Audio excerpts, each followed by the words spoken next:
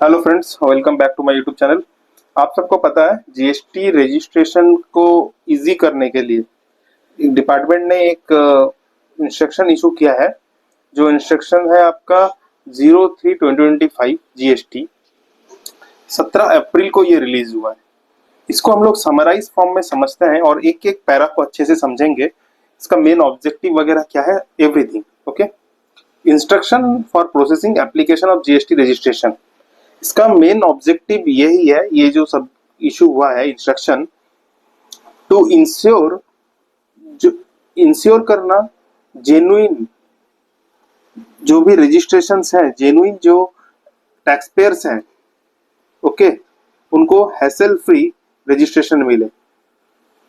क्या हो रहा था ना, डिपार्टमेंट एक आपको रजिस्ट्रेशन अप्लाई किया उसके अगेंस्ट में बहुत सारे एक्स्ट्रा डॉक्यूमेंट्स मांग रहा था, एंड जो कि आपको फिजिकली सबमिशन करना, एंड कुछ कुछ क्वेरी तो ऐसे थे जो इलॉजिकल लगते थे कभी कभी, बट डिपार्टमेंट उसे इशू करता था, जिसकी वजह से बहुत हार्डशिप फेस करना पड़ रहा था एसएससी को या टैक्स पेयर को। ओके, देखिए, जब आप प्रिंसिपल प्लेस ऑफ बिजनेस ये प्रूफ करने के लिए आपको क्या क्या डॉक्यूमेंट्स देना पड़ेगा वो बताया गया। पहला कंडीशन क्या है, अगर ओन्ड प्रीमाइसेस, अगर आपका ओन्ड प्रीमाइसेस है, इन दिस केस कोई भी एक document, any of the one document of किसका, प्रॉपर्टी टैक्स रिसिप्ट, म्यूनिसिपल ये जो म्यूनिसिपल खाता copy, copy of electricity bill of the owner, ये या वाटर बिल, इसमें से कोई भी एक डॉक्यूमेंट अगर आप दे देते हैं, only any of the one document, वो सफिशिएंट है। ठीक है। और इसमें यह भी बता दिया गया है, एप्लीकेंट जो, ये भी बता दिया गया है, any one document uploaded on the portal will be sufficient and no additional document, कोई भी additional document should be requested from the applicant for proof of ownership of the premises of the applicant.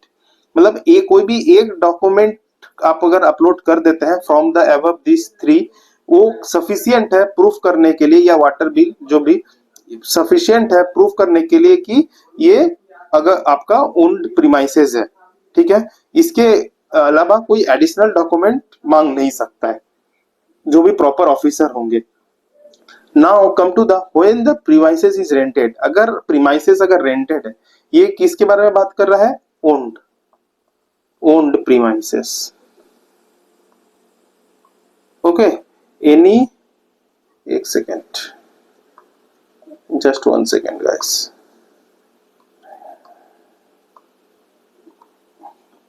one document is enough।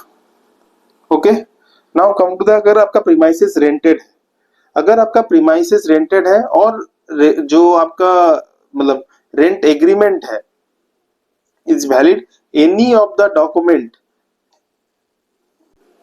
अगर आपका rent agreement ये अगर सोचिए unregistered है, in this case में rent agreement जो है, रेंट एग्रीमेंट अनरजिस्टर्ड, ठीक है, इन दिस केस में आप प्रॉपर्टी टैक्स रिसिप्ट या म्यूनिसिपल खाता copy, copy of electricity bill, इसमें से कोई भी एक डॉक्यूमेंट अपलोड कीजिए।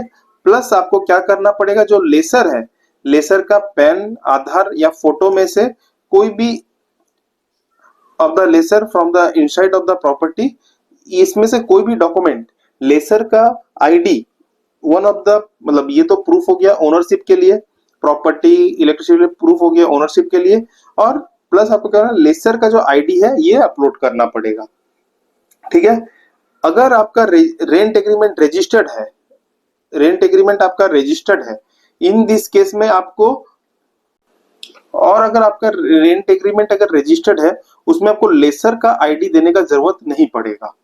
ओके, तो क्या निकल के आया है, अगर अनरजिस्टर्ड रेंट एग्रीमेंट है, इन दैट केस आप क्या कीजिए, रेंट एग्रीमेंट दीजिए जो अनरजिस्टर्ड है, प्लस आप दीजिए मतलब इलेक्ट्रिसिटी बिल या वाटर बिल या फिर म्यूनिसिपल खाता कॉपी, प्लस आप दीजिए लेसर्स आईडी। और अगर रेंट एग्रीमेंट रजिस्टर्ड है, इन दिस केस आप क्या करेंगे, rent agreement, rent agreement plus electricity bill और या वाटर बिल या म्यूनिसिपल खाता कॉपी, ये in the name of lessor is sufficient to prove that ownership. ठीक है, ये हुआ। नाउ कम, अगर प्रीमाइसेस नॉट कवर्ड वन और टू एवर, मतलब आपका प्रीमाइसेस अगर रेंटेड मतलब रेंट एग्रीमेंट रजिस्टर्ड या अनरजिस्टर्ड नहीं है ये, ठीक है, तो फिर आप क्या कर सकते हैं, utility bill, in case the electricity or water connection is in the name of applicant's tenant, the document evidencing the same along with the rent agreement would be accepted as a valid proof and no additional document to the lessor। मतलब क्या है ना, जो electricity bill या water bill या municipal खाता copy, ये water bill, ये दोनों, सॉरी म्यूनिसिपल खाता कॉपी दोनों, ये दोनों अगर एप्लीकेंट के नाम पे है, एप्लीकेंट के नाम पे है, तो फिर क्या देना पड़ेगा आपको, आप रेंट एग्रीमेंट और एप्लीकेंट के नाम पे जो यूटिलिटी बिल है ये दे दीजिए, यही सफिशिएंट प्रूफ होगा। क्या मैं आपको बताऊं, कोलकाता के बड़ा बाजार एरिया में बहुत सारे ऐसे देखे जाते हैं जहाँ पे इलेक्ट्रिसिटी बिल या फिर आपका जो वाटर बिल है ये एप्लीकेंट के नाम पे है, बट जो बिल्डिंग या फिर वो एज ए टेनेंट है, बट वो एज ए टेनेंट है, बट बिल्डिंग या फिर जो आपका उनके साथ एक बस कागज में एग्रीमेंट कर लिया गया है। ठीक है, एग्रीमेंट कर लिया गया है, तो अब जो है वो यहाँ पे वो बैठे हुए हैं, बट टेनेंट जो आपका लैंडलॉर्ड है उनके पास मतलब वो रेंट एग्रीमेंट प्रॉपर वाला नहीं होगा, रेंट एग्रीमेंट होगा बट इलेक्ट्रिसिटी बिल इनके नाम पे होगा, रेंट एग्रीमेंट होगा लैंडलॉर्ड के नाम पे साथ एज ए टेनेंट है, बट जो आपका इलेक्ट्रिसिटी और वाटर बिल है वो टेनेंट के नाम पे, ऐसे भी हुआ है। तो बोला जा रहा है कि ये रेंट एग्रीमेंट और इलेक्ट्रिसिटी बिल का कॉपी ऑफ एप्लीकेंट का दे देंगे, यही इनफ होगा प्रूफ के लिए। ठीक है, अब आ रहा है बात कंसेंट लेटर। अगर आपका कंसेंट लेटर मतलब आपका जो प्रीमाइसेस है वो स्पाउस या रिलेटिव के नाम पे है, तो एक प्लेन पेपर पे कंसेंट लेटर ले लेना बहुत इंपॉर्टेंट है, और कोई भी जो कंसेंट दे रहा है आपको तो उसके नाम से आपको प्रॉपर्टी टैक्स रिसीप्ट, म्यूनिसिपल खाता कॉपी या इलेक्ट्रिसिटी बिल, ये कोई भी, या वाटर बिल, ये कोई भी अगर प्रूफ है तो आप कंसेंट ले लीजिए और यही डॉक्यूमेंट वैलिड होगा for claiming that principal place of business is related to that person. और अगर आपका प्रीमाइसेस जो शेयर्ड प्रीमाइसेस है, शेयर्ड प्रीमाइसेस के केस में मैं आपको बता दूं, अगर रजिस्टर्ड रेंट या लीज एग्रीमेंट अगर रजिस्टर्ड है, ठीक है, और यहाँ पे देखिए बताया गया है कि रेंट और lease agreement is not registered, तो अगर रजिस्टर्ड है इन दिस केस में registered rent agreement plus electricity bill या प्रॉपर्टी टैक्स या म्यूनिसिपल खाता कॉपी, ये कोई भी एक हो जाने से ओनरशिप ऑफ द प्रीमाइसेस ये प्रूफ हो जाने से हो जाएगा। और अगर रजिस्टर्ड नहीं है इन दिस केस में, और नो रेंट एग्रीमेंट मतलब कंसेंट लेटर, ठीक है, तो कंसेंट लेटर प्लस आधार हो जाना चाहिए, कंसेंट लेटर प्लस आधार हो जाएगा, प्लस क्या रहेगा, प्रॉपर्टी टैक्स रिसिप्ट। ठीक, मैं समझा पाया आपको। इन दिस केस अगर शेयर प्रीमाइसेस है तो शेयर में करके काम कर रहे हैं, any of the documents mentioned above, मतलब आपका हो गया इलेक्ट्रिसिटी बिल या फिर म्यूनिसिपल खाता कॉपी या फिर वाटर बिल, इसमें प्रॉपर्टी टैक्स रिसीप्ट, इसमें से कुछ भी एक हो जाने से, और no identity proof of lessor should be sought, lessor का आइडेंटिटी प्रूफ नहीं मांग सकता है। ठीक है, अच्छा नेक्स्ट क्या है आपका, नो मतलब रेंट और लीज एग्रीमेंट अगर अवेलेबल नहीं है, समझ गए, रेंट और लीज एग्रीमेंट अगर अवेलेबल नहीं है तब आप क्या कर सकते हैं, स्टैम्प पेपर में फर्स्ट क्लास मजिस्ट्रेट का, ठीक है, फर्स्ट क्लास मजिस्ट्रेट का स्टैम्प पेपर में सिग्ने आप उसको सब एफिडेविट बना के, अगर आपका रेंट एग्रीमेंट या लीज एग्रीमेंट अवेलेबल नहीं है इन दिस केस में आप एक एफिडेविट बना के, एफिडेविट बना लीजिए, और इन्हीं डॉक्यूमेंट प्रेस्क्राइब, मतलब जो भी डॉक्यूमेंट प्रेस्क्राइब किया गया है ना, जो भी एप्लीकेंट के नाम पे जो भी डॉक्यूमेंट प्रेस्क्राइब है, जैसे कि in support of the position of the premises of the applicant such as electricity bill in the name of applicant should be sufficient, ठीक है। और ये जो स्टैम्प पेपर होगा ना, ये minimum value of the presence of first class magistrate से ये नोटरी होना चाहिए, फर्स्ट क्लास मजिस्ट्रेट का स्टैम्प वगैरह सब कुछ होना चाहिए। ठीक है, ये एक इंपॉर्टेंट है। और अगर एससीजेड जोन में, एससीजेड जोन में अगर आप एप्लीकेंट अगर एससीजेड जोन से है तो डॉक्यूमेंट्स और certificates issued by the government of India are required to be uploaded. Only जो जो भी डॉक्यूमेंट्स वहाँ पे मांग रहा होगा उसमें, और आपको मतलब गवर्नमेंट से, गवर्नमेंट ऑफ इंडिया से जो भी डॉक्यूमेंट्स आपको इशू हुए हैं वो आप दे देंगे तो आपका सफिशिएंट होगा। अब आपका देखिए, अगर पार्टनरशिप फर्म है तो पार्टनरशिप फर्म के लिए आप क्या कीजिए, पार्टनरशिप डीड ये अपलोड करना जरूरी होगा proof of constitution of business के लिए। पार्टनरशिप डीड हो जा उससे ही डीड से ही हो जाएगा। इसके लिए आपको MSME certificate, no additional document like Udyam, MSME shop या shop establishment certificate, trade licence, ये अपलोड करने का जरूरत नहीं है। ये सब डॉक्यूमेंट्स का जरूरत नहीं। Partnership deed is enough to prove that you have a partnership firm. और applicant is society, trust, club, government है या एओपी बीओपी है, इन रजिस्ट्रेशन सर्टिफिकेट और proof of constitution is required to be uploaded by the applicant. जो भी registration certificate, जैसे trust का एक रजिस्ट्रेशन सर्टिफिकेट होता है, वैसे ही जो भी इसका प्रूफ ऑफ कॉन्स्टिट्यूशन का जो भी प्रूफ है वो अपलोड करने से ही हो जाएगा। I hope you understand. यहाँ पे बहुत अच्छा चीज एक बताया गया है कि प्रोहिबिटेड क्वेरीज के बारे में बता सकते हैं, ठीक है। तो जैसे कि क्वेरीज आता था आपका कि डायरेक्टर ए स्टेट ए में है तो बी स्टेट में आप क्यों अपना रजिस्ट्रेशन मांग रहे हैं, एप्लीकेंट क्यों बी स्टेट में होगा, तो क्वेरी ऐसा ऐसा आता था, ठीक है। और क्या था ना, मतलब लोकेशन मिसमैच, लोकेशन डिफरेंट हो गया है, और कोई भी अननेसेसरी ये सब जो क्वेरी है इसको अवॉइड करने के लिए accession of goods mentioned by the application in the registration is banned और prohibited for sale in the state where application applicant wishes to conduct business। तो ये सब जो क्वेरी आता था ना, ये सब क्वेरी को बोल दिया गया कि ये सब क्वेरी आप अनसेंट क्वेरी आप नहीं पूछ सकते हैं, ठीक है। रेस्ट्रिक्ट किया गया है एक तरफ से ये सब कोई भी क्वेरी को पूछने के लिए। यहाँ पे बताया गया प्रोसेसिंग, मतलब यहाँ पे टाइम लिमिट बताया गया है। तो मैं आपको बता दूं, ऑफिसर को verify all the documents for legality के लिए, मतलब ऑल द डॉक्यूमेंट्स वेरीफाई कर लेना पड़ेगा, address documents that much application, सारा कुछ प्रॉपर ऑफिसर वेरीफाई कर लेगा। कहाँ से वेरीफाई कर सकता है, publicly available sources such as websites, concern authorities such as land registry, electricity distribution companies, municipalities, local bodies का, मतलब गवर्नमेंट का जो भी या फिर गवर्नमेंट बॉडीज का जो भी साइट्स है गवर्नमेंट वेबसाइट से, वहां से वो ऑथेंटिसिटी ये सब डॉक्यूमेंट्स का चेक कर सकते हैं। और इलेक्ट्रिसिटी कंपनी जो डिस्ट्रीब्यूट कर रही है वहां से इलेक्ट्रिक कंज्यूमर आईडी होता है वो सब से चेक कर सकते हैं सही है कि नहीं डॉक्यूमेंट्स। अच्छा, यहाँ पे फिर टाइमलाइन में क्या आ गया, टाइमलाइन में क्या क्या आपको 7 दिन के अंदर इसको approve with in 7 if other verified and application is complete, ठीक है। फॉर किसके लिए, नॉन रिस्की, जो नॉन रिस्की है उनके लिए 7 दिन का टाइम है, 7 डेज, ठीक है।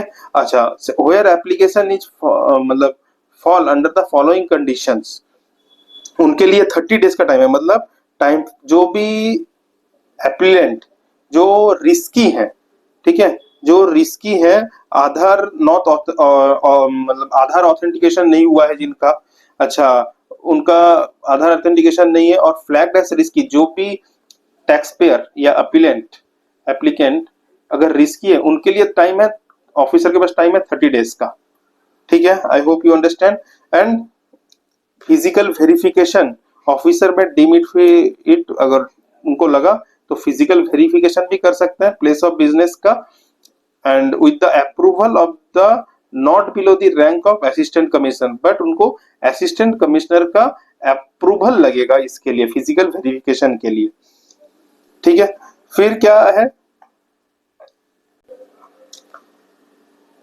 ऑफिसर को मतलब जब वो फिजिकल वेरिफिकेशन कर लेंगे उसके रिलेटेड उनको मतलब रिपोर्ट, जो भी फिजिकल वेरिफिकेशन का रिपोर्ट है वो अपलोड करना पड़ेगा अलोंग विथ जीपीएस फोटो, ठीक है, जीपीएस इनेबल्ड फोटो, और उनको रिपोर्ट अपलोड करना पड़ेगा जीपीएस फोटो, और एफर्ट्स मेड उनको डिटेल्स में लिखना पड़ेगा क्या क्या एफर्ट्स मेड किए हैं उन्होंने, तो स्पाइसेस को चेक करने के लिए फिजिकल वेरिफिकेशन उनको डिटेल्ड में लिखना पड़ेगा, और असाइन करना पड़ेगा to correct jurisdiction through the portal के थ्रू, ठीक है। If location mismatches officer to record stop taken upload GST मतलब जीपीएस फोटो उनको अपलोड करना पड़ेगा, ठीक है। As evidence. लोकेशन अगर मिसमैच है, मतलब वो सोचिए जहाँ पे गए हैं, ठीक है, non existing of principal place of business है, इन दिस उनको लोकेशन इनेबल करके अपलोड करना पड़ेगा फोटो। ऐसे नहीं बोल सकते कि मैं गया था लेकिन मिला नहीं, वैसे नहीं हो सकता है। तो ऐसा प्रॉपर ऑफिसर चाहे तो REG 3 में अपना नोटिस भी इशू कर सकते हैं, बट क्यों अगर नोटिस कब इशू कर सकते हैं, डॉक्यूमेंट इज इनकम्प्लीट है या नॉट एलिजिबल, मीन्स वो पढ़ नहीं पा रहे डॉक्यूमेंट्स, इतना आपने कंप्रेस कर दिया है, वो डॉक्यूमेंट्स मतलब बहुत ब्लर है, ठीक है, या फिर कुछ भी जो उनको समझ नहीं आ रहा डॉक्यूमेंट्स का। इन दिस केस में वो प्रोफेसर मेसी कंप्लीट और eligible copy of the same मांग सकते हैं। अच्छा, आपने जो प्लेस ऑफ बिजनेस डाला है वो मैच नहीं कर रहा है, upload bye the applicant, business does not match address of the place of business, वो मैच नहीं कर रहा है, या इसमें उसमें मिसमैच दिखाई पड़ रहा है जो फिजिकल में गए होंगे उनके साथ, ठीक है, या फिर वैसा कोई एड्रेस है नहीं, ठीक है। अच्छा, और आपने जो प्लेस ऑफ बिजनेस का एड्रेस डाला है वो वेग है या फिर इनकम्प्लीट है, या फिर GST link to the PAN of the applicant found cancelled और सस्पेंड हुआ है, तो मे सी क्लैरिफिकेशन और रीजन मांग सकते हैं SSC से या फिर एप्लीकेंट से, ठीक है।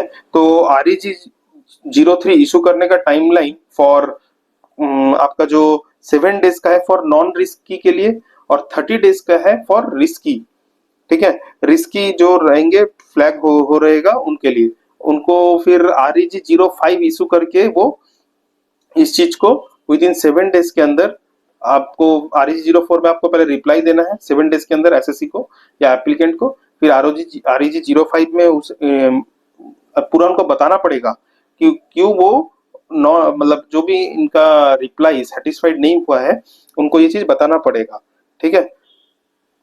विद इन 7 डेज के अंदर ही पूरा करना पड़ेगा।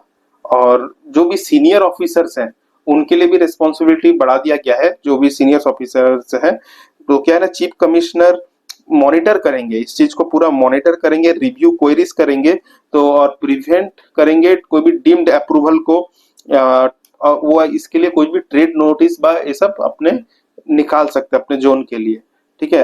ट्रेड नोटिस वगैरह निकाल के इसको स्ट्रीमलाइन कर सकते हैं। और इसमें अगर कुछ भी डिफिकल्टी मिलता है तो इस मेल आईडी पे आप मेल करके बोर्ड को इन्फॉर्म कर सकते हैं। तो ये था पूरा की टेक अवे। क्या इसमें डॉक्यूमेंट्स का एक लिस्ट बताया गया, क्या क्या डॉक्यूमेंट जरूरत है। रेंटेड शेयर्ड प्रीमाइसेस का जो है पूरा एक जो ग्रे एरिया था रजिस्ट्रेशन का लेके, उसे पूरा क्लियर किया गया है। और जो भी डिले हो रहा था अननेसेसरी, जो भी कंप्लेन्स आ रहे थे, वो सबको एक स्ट्रीमलाइन में लाने के लिए पूरा प्रयास किया गया है। ये था एक इम्पोर्टेंट वीडियो आपके लिए। Thank you friends.